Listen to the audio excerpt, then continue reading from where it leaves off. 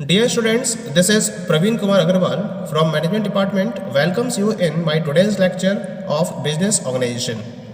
In today's lecture, we will discuss upon the second type or second form of complete consolidation.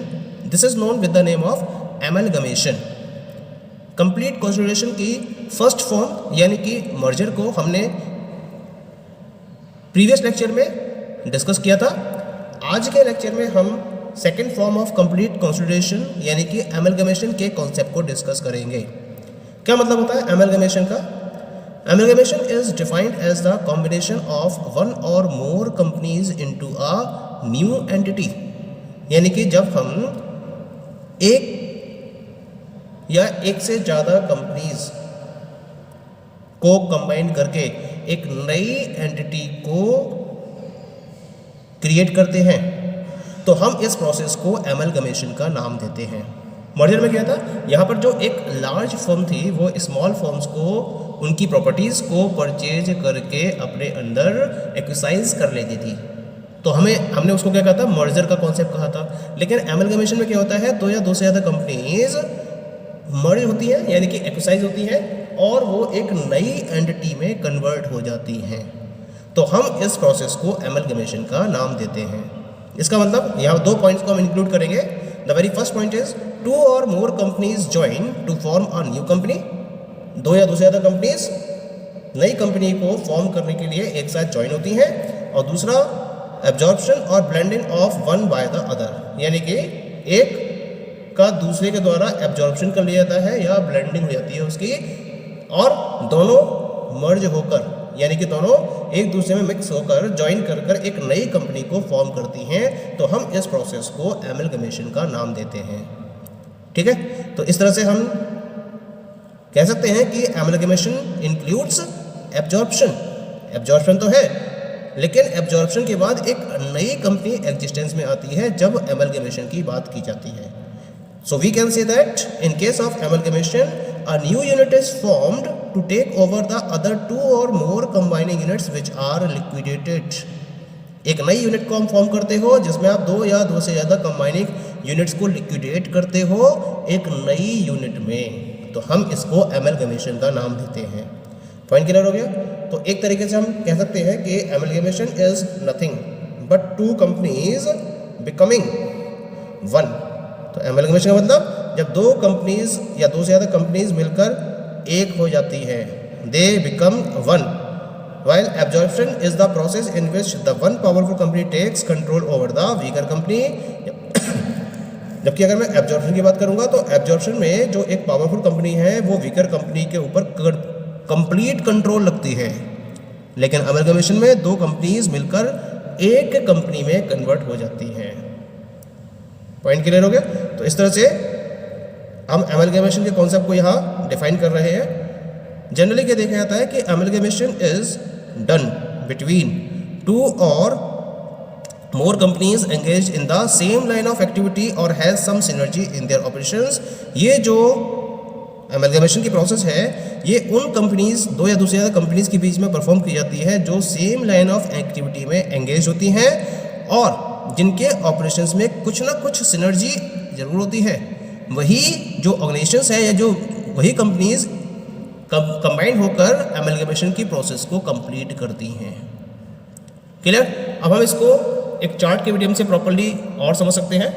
इस chart में मैंने amalgamation, absorption और external reconstruction के difference को represent किया है। पहला केस लेके चलते हैं एमलगमेशन का। दो कंपनीज हैं, एग्जिस्टिंग कंपनीज ए और बी, उन दोनों ने अपने ऑपरेशंस को वाउंड अप कर लिया और वाउंड अप करने के बाद इन्होंने एक नई कंपनी सी को फॉर्म किया जिसमें क्या करा गया है, बिजनेस ए और बी के बिजनेस को टेक ओवर कर लिया गया है।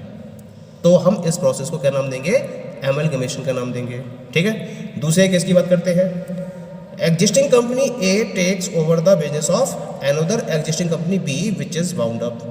कंपनी ए ने, जो एग्जिस्टिंग कंपनी है, उसने कंपनी बी के ऑपरेशंस को क्या करा है, टेक ओवर कर लिया है, जिसमें कंपनी बी के बिजनेस को वाउंड अप कर दिया गया है। तो इसको हम क्या नाम देंगे, एब्जॉर्प्शन का नाम देंगे।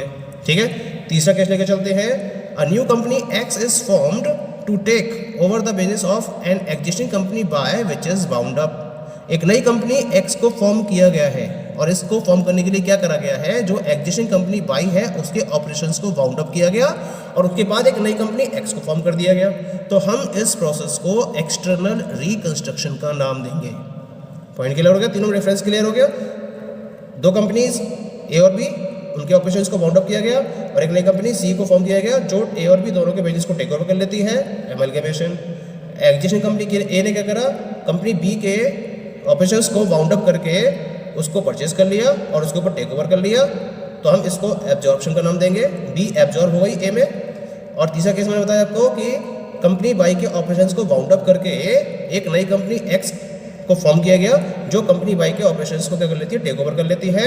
तो हम इस प्रोसेस को एक्सटर्नल रिकंस्ट्रक्शन का नाम देते हैं। तो ये डिफरेंस हो गया एमलगमेशन में, एब्जॉर्प्शन में और एक्सटर्नल रिकंस्ट्रक्शन में। क्लियर। अब हम बात करते हैं about the types of amalgamation. तो यहाँ मैंने एमलगमेशन के दो डिफरेंट टाइप्स रिप्रेजेंट किए हैं। पहला टाइप है इसके अंदर amalgamation in the nature of merger. क्या मतलब है इसका, नेचर ऑफ मर्जर का, यानी कि ये मर्जर की प्रॉपर्टी को फॉलो करते हुए अपने प्रोसेस को फॉलो करती है। क्या मतलब है इसका, in this type of amalgamation assets and liabilities, share holders, interest and business of the transfer company become that of the transfer company. तो यहाँ दो कंपनीज को मैंने रिप्रेजेंट किया है, एक है ट्रांसफर कंपनी और दूसरी है ट्रांसफर कंपनी।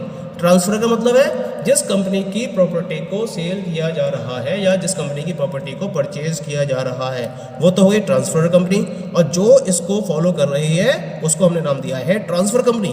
तो ट्रांसफर कंपनी क्या करती है, ट्रांसफर कंपनी की असेट्स लायबिलिटीज को, उसके शेयर होल्डर्स के इंटरेस्ट को और उसके बिजनेस को ओन कर लेती है, उसको परचेज कर लेती है, अपने फेवर में कर लेती है, उसका टेक ओवर कर लेती है। ठीक है, तो हम इस टाइप के एमलगमेशन को amalgamation in the nature of merger का नाम देते हैं। खास बात क्या है इस केस के अंदर, the business of the transfer company is intended to be carried on after amalgamation. Amalgamation के बाद भी जो ट्रांसफर कंपनी है उसके बिजनेस पर कोई इम्पैक्ट नहीं होता है, वो एज इट इज अपने बिजनेस को कैरी ऑन करता रहता है। बात अलग है कि उसके जो भी ऑपरेशंस हैं वो कंट्रोल किए जाते हैं, रेगुलेट किए जाते हैं बाय द कंपनी एक्स, लेकिन वो एक्स में मिक्सअप नहीं होती है, बल्कि वो सेपरेट वे में अपने ऑपरेशंस को परफॉर्म करती रहती है, but under the control of the transfer company. ठीक है, इनकी जो बुक वैल्यूज होती है उसमें किसी भी तरीके का कोई भी एडजस्टमेंट नहीं किया जाता है। तब हम इस टाइप के एमलगमेशन को amalgamation in the nature of merger के नाम से जानते हैं। Okay, now we talk about the second type of amalgamation which is known as the amalgamation in the nature of purchase। क्या मतलब है इसका, इस मेथड में one of the company is acquired by another and thereby the shareholders of the company which is acquired normally do not continue to have proportionate share in the equity of the combined company। यानी कि इस method में जो एक company है वो another company को acquire कर लेती है कंप्लीटली, यानी कि जिस कंपनी को एक्वायर किया गया है उसका एग्जिस्टेंस फिनिश हो जाता है, वो एग्जिस्ट नहीं करती है, वो पहली कंपनी के अंदर विलय हो जाती है। इसका मतलब जिस कंपनी को एक्वायर किया गया है जो उस कंपनी के शेयर होल्डर्स हैं और जो उनके प्रोपोर्शनेट शेयर थे, इक्विटी शेयर थे कंबाइंड कंपनी के अंदर, वो अब उनके पास अवेलेबल नहीं रहते हैं। तो हम इस टाइप के एमलगमेशन को नाम देते हैं amalgamation in the nature of purchase. Clear हो गया।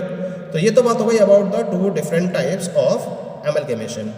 अब हम बात करेंगे कि एमलगमेशन के फॉर्म होने के रीजंस क्या हैं, why amalgamation is followed by the companies with in the industry. इसके पीछे रीजंस क्या क्या है, तो हम बात करते हैं about the first reason. The very first reason is to acquire cash resources. सबसे बड़ी बात क्या होती है कि जब कंपनीज कैश रिसोर्सेज को एक्वायर करना चाहती हैं तो इस कैश रिसोर्सेज को एक्वायर करने के लिए amalgamation is one of the way. मान लीजिए कंपनी है जिसके पास कैश की शॉर्टेज हो रही है, तो वो क्या करेगी, अपने ऑपरेशंस को वाइंड अप कर देगी और वाइंड अप करके दूसरी कंपनी के अंदर मर्ज हो जाएगी, दूसरी कंपनी के अंदर वो एमलगमेट हो जाएगी। इससे क्या होगा, इससे उसे लिक्विड फंड यानी कि कैश की अवेलेबिलिटी हो जाती है। तो कैश को एक्वायर करने के लिए भी क्या करती हैं, जो फर्म्स होती हैं वो अपनी एमलगमेशन की प्रोसेस को फॉलो करती हैं। ठीक है, और एक नई फर्म को क्रिएट करती हैं जो उनके ऊपर कंप्लीट कंट्रोल रखती है। Second one is the eliminate competition. मान लीजिए एक पर्टिकुलर फर्म है जो लार्ज लेवल पर ऑपरेट कर रही है, अब बहुत सारी फर्म्स है जो स्मॉल स्केल पर ऑपरेट कर रही है, तो उन स्मॉल स्केल की फर्म्स की तरफ से जो कंपटीशन उसको दिया जा रहा है उसको कंप्लीटली एलिमिनेट करने के लिए सबसे बड़ी तरीका क्या रहता है उसके पास कि वो सारी फर्म्स के साथ में मिलकर एमलगमेशन की प्रोसेस को फॉलो करे और कंपटीशन को एलिमिनेट कर दे। तो इससे क्या हुआ, उनकी एक मोनोपोली पावर क्रिएट हो जाती है और उनका कंप्लीट मार्केट के ऊपर एक होल्ड अप हो जाता है। तो इस कंपटीशन को एलिमिनेट करने के लिए भी एमलगमेशन की प्रोसेस को फॉलो किया जाता है। Third reason is that is the tax saving. Tax को सेव करना। मान लीजिए दो फर्म्स हैं, अब दो फर्म्स मिलकर अलग अलग वे में टैक्स को पे कर रही होंगी, लेकिन अगर दोनों फर्म्स अपने ऑपरेशंस को कंबाइन करके एक सिंगल ऑपरेशन या एक सिंगल कॉर्पोरेशन को रन करेंगी तो उस केस में उनकी टैक्स की क्या हो जाएगी, सेविंग हो जाएगी। उनको अब सिंगल वे में टैक्स को पे करना पड़ेगा।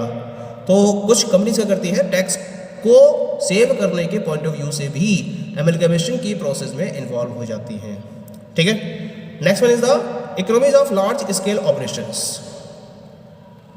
जब डिफरेंट टाइप की फर्म्स कंबाइन होकर एक नई फर्म को डेवलप करेंगी तो ऑब्वियसली उन सबके रिसोर्सेज मिलकर उसके पास लार्ज स्केल पर रिसोर्सेज अवेलेबल होंगे, और इन लार्ज स्केल पर रिसोर्सेज के अवेलेबल होने की वजह से जो नई कंसर्न डेवलप होगी उस नई कंसर्न के पास लार्ज क्वांटिटी में रिसोर्सेज की अवेलेबिलिटी होगी, और इन लार्ज रिसोर्सेज का यूज करते हुए वो प्रोडक्शन भी लार्ज स्केल में फॉलो करेगा, मार्केटिंग की एक्टिविटीज़ को भी लार्ज वे में फॉलो करेगा, डिस्ट्रीब्यूशन भी लार्ज वे में फॉलो करेगा।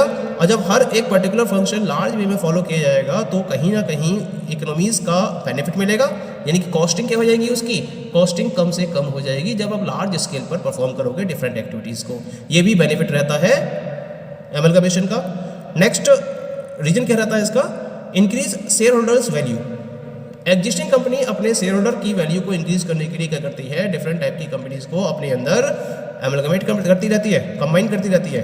तो कंबाइन करने से क्या होगा, जो एग्जिस्टिंग शेयर होल्डर्स है कंपनी के उनकी शेयर्स की वैल्यू लगातार इंक्रीज होती चली जाएगी। ठीक है, क्योंकि कंपनी लगातार बेनिफिट में है, और जब आप परचेज कर रहे हो तो ये इस बात का प्रूफ है कि you are getting more and more profit within the industry, और उस प्रॉफिट के बेसिस पर आप डिफरेंट टाइप की फर्म्स के ऑपरेशन को अपने अंदर एमलगमेट करने में कैपेबल हो, और इससे आप शेयर होल्डर्स की वैल्यूज को लगातार बढ़ाते रहते हो। Next reason is to reduce the degree of risk by diversification. कुछ फर्म्स क्या होती है कि एक बिजनेस को ऑपरेट कर रही है, एक टाइप के प्रोडक्ट को प्रोड्यूस कर रही है, अब क्या करती है कि दूसरे टाइप के प्रोडक्ट को प्रोड्यूस करने वाली फर्म को अपने साथ में एमलगमेट कर लेती है, यानी कि वो डाइवर्सिफिकेशन की प्रोसेस को फॉलो करती है। और जब कोई भी फर्म डाइवर्सिफिकेशन की प्रोसेस को फॉलो करती है तो उसका पर्पज होता है डिग्री ऑफ रिस्क को रिड्यूस करना, कि कहीं एक जगह प्रॉफिट ना हो तो उसको दूसरे पर्टिकुलर पॉइंट से रिकवर किया जा सके। तो इस रिस्क को रिड्यूस करने के लिए डाइवर्सिफिकेशन को फॉलो किया जाता है, और इसके लिए amalgamation is one of the way for the companies. ठीक है, next one is the managerial effectiveness. Firms क्या करती हैं, अपने मैनेजमेंट के ऑपरेशंस को इफेक्टिव करने के लिए या मैनेजरियल इफेक्टिवनेस को इंक्रीज करने के लिए भी एमलगमेशन को फॉलो करती है। जिसमें क्या होता है, कुछ फर्म्स ऐसी होती हैं जिनके पास मैनेजरियल इफेक्टिवनेस हाई लेवल की होती है। मान लीजिए कि आपके पास वो मैनेजरियल इफेक्टिवनेस अवेलेबल नहीं है, लेकिन अब ऐसी फर्म्स के साथ में कंबाइन हो जाते हो जिसकी मैनेजरियल इफेक्टिवनेस हाई लेवल की है, तो ऑटोमेटिकली एमलगमेशन के बाद जो ओवरऑल ऑर्गेनाइजेशन की मैनेजरियल इफेक्टिवनेस है वो इंक्रीज हो जाएगी, वो एनहेंस हो जाएगी। ठीक है, और लास्ट वन है इसके अंदर, that is to achieve growth and gain financially. Financial level पर ग्रोथ को अचीव करना और लगातार गेन करना, ये भी एमलगमेशन का एक प्रॉपर रीजन रहता है। Okay, so these are the different reasons for amalgamation. Thank you.